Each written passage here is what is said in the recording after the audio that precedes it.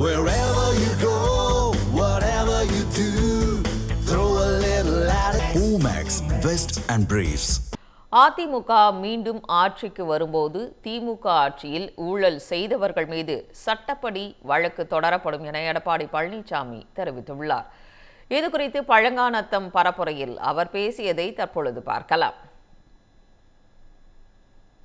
நாம் ஒரு பக்கம் சொன்னோம், நம்முடைய கூட்டணி கட்சியினுடைய பாரத பிரதமர் நேற்றையே சொல்லிட்டார், படிச்சிட்டாரு.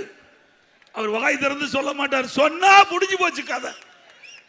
நேற்றே சொல்லிட்டார், திமுக ஒரு ஊழல் அரசாங்கம், எல்லா மந்திரி ஊழல் செஞ்சிருக்கிறாங்க, அண்ணா திமுக ஆட்சிக்கு வரும், அப்ப ஆட்சிக்கு வரைக்கும் பொழுது நிறைய பேர் மீது வழக்கு தொடரப்படும்.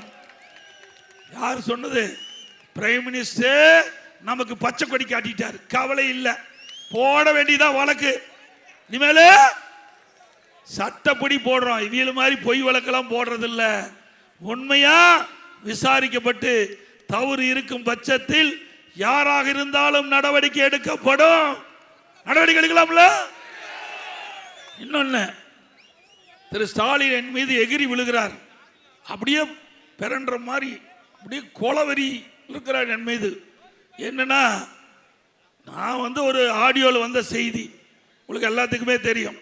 திரு ராசா அவர்கள் ஒரு செய்தியை ஆடியோ மூலமாக வெளிப்படுத்தியிருக்கார்.